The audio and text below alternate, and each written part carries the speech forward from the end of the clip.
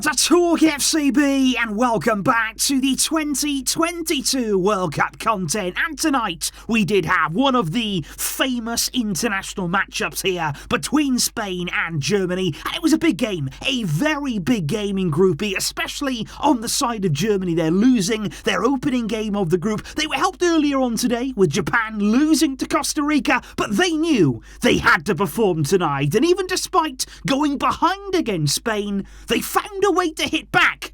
But it was a really interesting second half there. Big goals with players coming off the bench. And in today's video, we are going to be discussing the full match as it was played out. And especially as well looking at how Group E looks heading into the final match day. It is all coming up for you guys. So come on.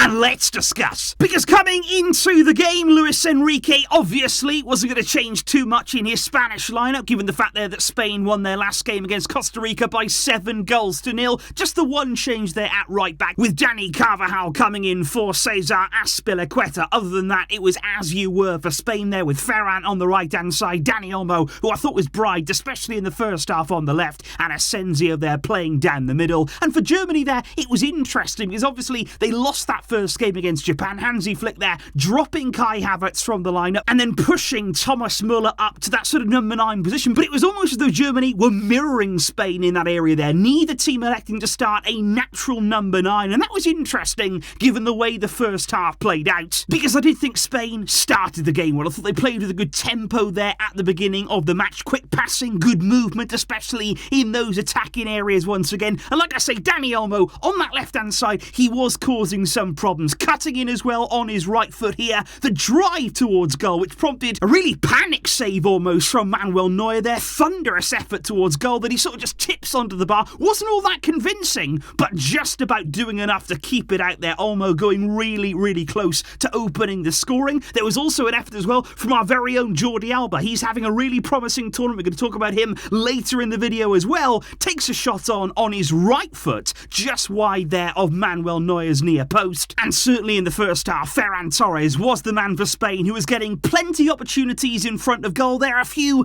chances, or half chances really, that came his way. Split-second opportunities that he just wasn't really taking advantage of there. Whether it was a bad first touch, we sort of shut the angle down. At times the ball was getting stuck under his feet. There was a real opportunity there right in front of goal that he flashed over the bar. That was later ruled as offside, but it didn't quite happen today for Ferran Torres. And perhaps that was why early on in the second half, Luis Enrique deciding that Ferran was going to be subbed, and that was a game-changing moment. But just before half-time, Rudiger had a goal disallowed for Germany. There was big warning signs there as the ball came in from the free kick for Germany. Header there, free header. Nobody was around Rudiger. He puts it in, but he was offside in the end. But certainly the marking from Spain was suspect. And at half-time, guys, I think it was safe to say the two teams were cancelling each other out. I wouldn't say there was an overwhelming favourite in that first half. Spain certainly had more of the ball, slightly more efforts on goal, but I think overall, two teams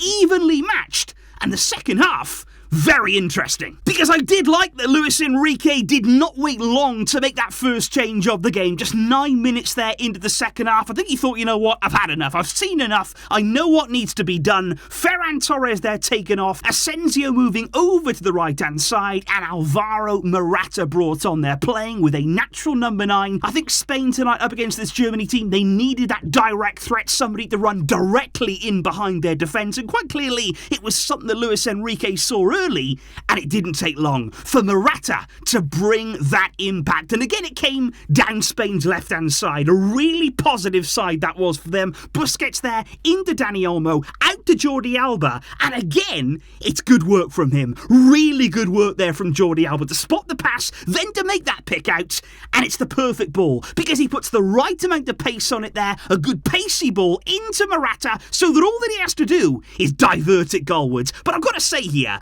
this is a wonderful finish from Morata. At times in front of goal, he can fluff his lines. In the big moments, there are chances that have gone begging in the past, but this wasn't one of them. This is a great finish there, outside of the foot, diverting it past Neuer. Wonderful, wonderful impact.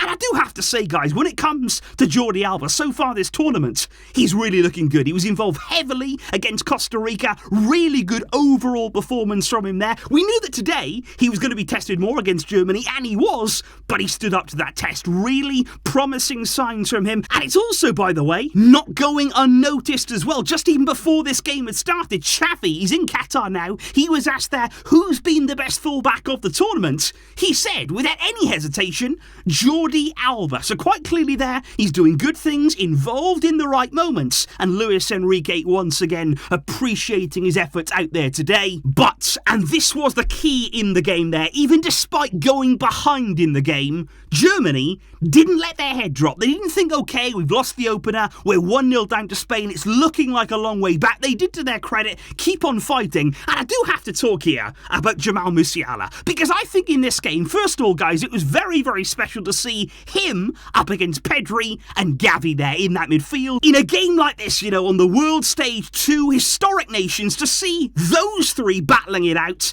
that was really, really special indeed. These are players here that we're going to be watching, and I'm absolutely sure enjoying for many, many years to come. And Musiala really came alive there. When Germany needed him in those latter stages of the second half, he forced a really good save from Unai Simon, who I think did well. He stands up there from the tight angle. He didn't dive. He didn't commit himself too early, standing up and denying Musiala. And then it was interesting, because then as that game went on, Musiala on the edge of the box, absolutely wonderful play for the goal. The way that he spins Rodri there, he has his back to him. You know the physical presence that Rodri is. He's tight to Musiala, but he just spins away from him. Absolutely wonderful there, inside of the box. But it was interesting then that Füllkrug, who just come on, the centre forward, he actually thought, you know what, I'm having this one. He takes it off Musiala. You look at Musiala's face there. In this picture here, he's thinking, what have you just done? You've taken my chance from me. You're shooting at goal. But it worked out, didn't it? Füllkrug, wonderful finish this time. Same sort of angle, past Unai Simon, and Germany had their equalising goal. And much in the same way that Luis Enrique had impacted the game there, bringing on Morata, Füllkrug as well. The number 9 coming on, he had the same impact, and you could see there what it meant to him and Germany, celebrating with his coach Hansi Flick. And I think you would have to say, guys, that at the end of all of this today, it was a clash that I think meant more to Germany. Obviously, Spain wanted to win this game, really did try and gave everything to win it, but I think Germany needed something today. If they'd have lost this game, their World Cup hopes,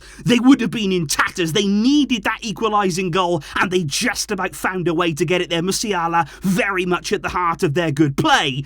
But in terms of the group, they're still playing catch-up. Germany right now, they are still in big trouble. They're bottom of the group right now. 2 games played, only 1 point on the board. And like I say, they're in trouble. It is not in their own hands, because in the final games now, they will need to beat Costa Rica in match day 3, and they've got to hope Spain do them a favour. They need to hope that Spain beat Japan, or they start panicking, because then it starts going down to goal difference. If Japan get a draw in that game, goals scored, head-to-head, all of that stuff is going to come into play. And you just wonder that if in that Japan game now, Spain, they're looking pretty, they're looking good. Are they going to rotate at all? Are they going to ease up at all? They, of course, still have a job to do on their own. But Germany are looking around, looking for favours, hoping that someone is going to help them out. And it's going to be fascinating to see exactly how this group is going to end up, because tonight Spain showed promise again, showed quality in their play. They've certainly got the talent and the squad to go deep in this World Cup. But as with any team at this stage, there are still things that they will need to work on and need to improve as the tournament progresses. Please do let me know, guys, what you felt today from Spain's performance, and indeed from Germany in that second half especially. I will see you soon, of course, where there will be more videos coming. Big games to come in the coming week in the World Cup, of course. Thanks for watching, though, and for all of your support. I'll see you soon for that. But until next time, as always, it's the World Cup